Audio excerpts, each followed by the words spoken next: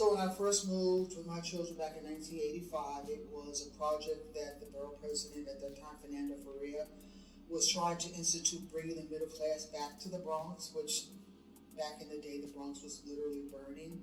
And so when I purchased that house, I had a backyard, and I decided instead of putting a lawn on it or cementing it, I would grow food. So that was my first introduction. But while I was doing that, across the street was supposed to be a replica of the homes that we had bought. But when the developer got to that spot, he said it was too much bedrock, so he left it. So from 1985 to 1988, my American dream quickly became my American nightmare because it became an empty lot. And then fast forward, it's 1988. I'm looking out my kitchen window and I happen to see a guy with a shovel and a pick. His name was Jose Lugo. I went outside and I said, "What are you doing?" He says, "I want to start a community garden." And so I asked if I could help. And so with the community, we started that community garden called the Garden of Happiness.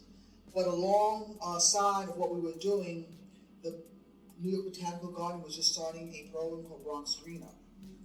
And so the Garden of Happiness was their first project. And I would travel with them, talking with community residents and empty lots, turning them into community gardens. So again, I think that was the first part of my introduction to activism, but I guess I just fell into it in terms of seeing something that was blighted, something that was really a detriment to our community, and turning something into something that was beautiful, a place that people wanted to live in. So the Garden of Happiness has been a mainstay in our community since 1988.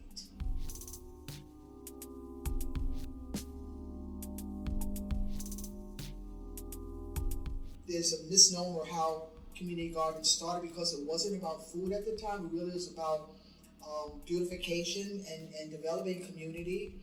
And as I started to grow food, I started to look at the intersection of a lot of the social issues that were happening in my community, which was limited access to fresh fruits and vegetables. We had a huge overcrowding problem in terms of schools. Unemployment was really high, homelessness, and of course, type 2 diabetes, health-related diseases, asthma, and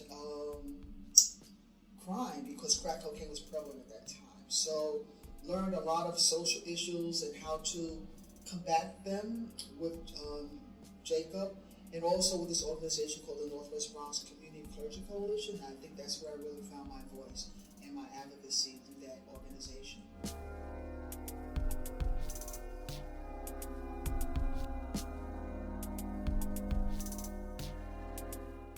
I tell people, because food justice and food sovereignty, food justice, these terms have been co-opted. Think of the word food justice and what that means. And if you're doing food justice, it's a transformation of what you're trying to do to really work on the social injustices that you see, the inequities. And if you look at that word transformation, that means you have to be actively participating in doing that work. Food justice is not a passive movement. So for those people that continue to use the word and pad their RFPs and put them in their mission and vision statements without doing the work, it doesn't exist because you just co-opt it. If you're actively working on food justice, then you have to be actively working on dismantling the injustices that you see. The injustice that falls along race and gender, land acquisition, the injustice that falls along land grabbing, that falls along the injustice when it comes to land inequity, job creation, wealth, all of these things. We have to be actively working to really think about what equity means and undoing some of the injustices that we see. Because if you're on the sideline talking about that, you're not doing the work. Same with food sovereignty. Co-op. First of all, we need to make sure that we understand where that word came from. It came from the peasants, and it came from the indigenous people in the southern part of America that have been the global south that have been doing that work for years. And when it comes to land acquisition, when it comes to the relationship between the food, the sovereignty of their food, understanding where their food comes from, controlling their food, controlling their land, and fighting for that independence, fighting for that justice, fighting for the recognition that it's the community that owns this. And so, first of all, let's give credit to that, and then how do we work the sovereignty within the work that we do? Again, it's an active participation. When we talk about our relationship to land, first of all, we need to talk about not owning land.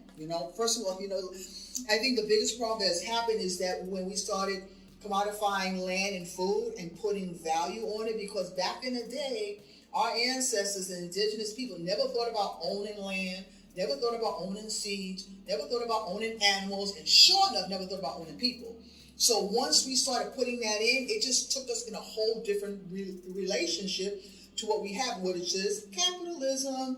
And so now there are people who are at the forefront that understand what food justice and food sovereignty means, because they're actively working to look at the injustices that are there and trying to dismantle that.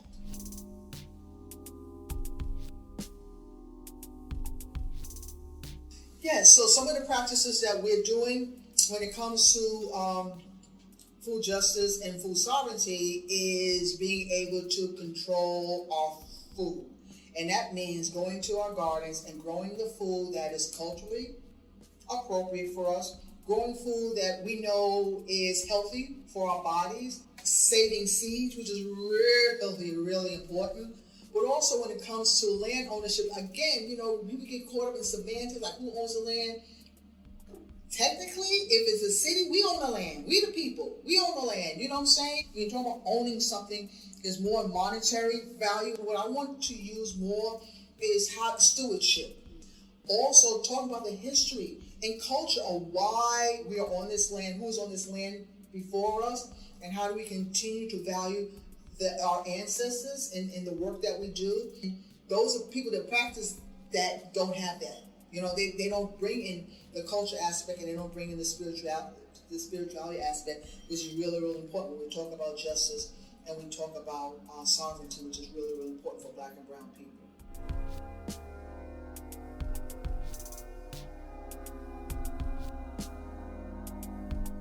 For me, Black farmers is essential when we talk about the food system here in the United States and in the world. For so long, there has been a misconception about why African enslaved people were brought here. And growing up, when you mentioned the word farming, it was in the same reference and sentence as slavery. So growing up, hell no, you don't want to be a farmer because that's slave work. And that sort of reference to history has been a stain that has filtered the oppression, the racism that has filtered, when in fact, the reason why we were brought here as enslaved African people was our knowledge of agriculture. We were the ones that brought the seeds in our hair. We were the ones that brought the seeds here to feed a population of people who could not exist in a swampy, hot climate. And so, again, why we were brought here is because of our knowledge of agriculture that we gave for the survival of this country. That's number one. Our education when it came to crop rotation and irrigation, and understanding our culture when it came to land and seeds and cattle and plants. This came for us. And so for me, it's essential that the Black farmer is part of the conversation when it comes to the history of agriculture in these United States of America. Because for so long, I don't think we're in the history books. The Black farmer itself does not even stand out or stand up when it comes to food and social justice, when it comes to agriculture. They'll talk about the Mark Whitmans and the Michael Pollan's, all these people. They never mention George Washington Carver. And so for me, as a person of color, I think it's essential and it's important that the Black farmer in the Black cultural experience is brought into all educational venues, but also that knowledge is brought to the forefront as part of the American experience, which for so long it hasn't. And so right now we're at a breaking point here in the United States where at one point, believe it or not, at one point at the turn of the 20th century, Black folks had more land than white farmers. Black farmers, but again, because of the practices of oppression and segregation and Jim Crow and Black codes, that land was stolen from us. That land was totally stolen from us. And when it came to 40 acres and a mule, that land was stolen from us. And so for me, it's about people understanding why it's so important for Black people to want to have their own land and to want to get that land back that was stolen from us. And if you look at the numbers across the world, we continue each and every day, we continue to be losing Black land. And as we lose Black land, we lose Black farmers. And as we lose Black farmers, we lose Black wealth. We lose our place in the economy. We lose our place in providing food and access to wealth to our community and to our people. And so for me, it's at the forefront of why I'm doing the work that I'm doing, is because I don't want 10 years from now, or my grandchildren, my great-grandchildren, I go to a museum and point, that was a Black farmer, or to look back and say there's one race of people controlling our food system. Right now, we're at a point now that we need to seriously look at the inequities that we have, not only in the food system, but when it comes to wealth and land ownership.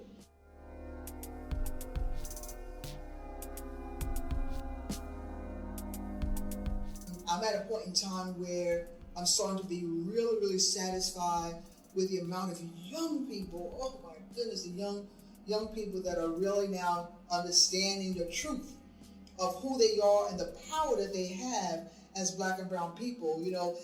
The age of complacency and bowing their heads down, that's out. We have these young people who are proactive, that are unapologetic, that are in your face, that are demanding justice. Whereas, our parents, we came along in terms of the civil rights movement, but we stopped along the way.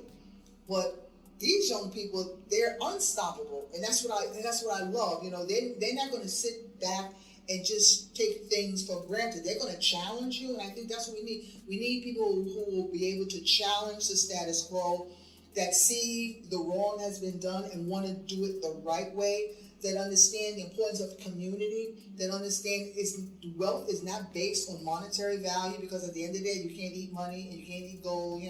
But the thing about it, the important thing is ownership of land, ownership of growing your own food, which is really so important, and also the value of our landscape, the value of water. Food and water are the most essential things that are coming up in communities of color, and I think we know how important that is and how we're going for it. And also, I think taking back history so that it has our voices and our faces. And this is what young people are going after. So I'm being very content. I'm not saying I'm complacent, because I'll always be out there and I'll be a voice. But I think that there needs to be a time when elders do that transition and giving that wisdom that we've accumulated and that guidance to the next generation. We were young like them at one time too. And so let's sort of step back and nod our heads and clap in appreciation and be there to support and uplift. But at the end of the day, you know what? The young people got a lot of work to do, and we also got a lot of work to do as our elders, to start taking care of ourselves. And I think that's the most important thing. So that's my second sort of retirement, is about self-care. And I think it's really, really important, because the movement can wear you down, farming can wear you down, and sometimes we don't think about self-care. And as an elder, I'm telling all the elders, we have to start thinking about that, because if we don't take care of ourselves, how are we going to uplift our young people? How are we going to be there for them? So that's my second retirement.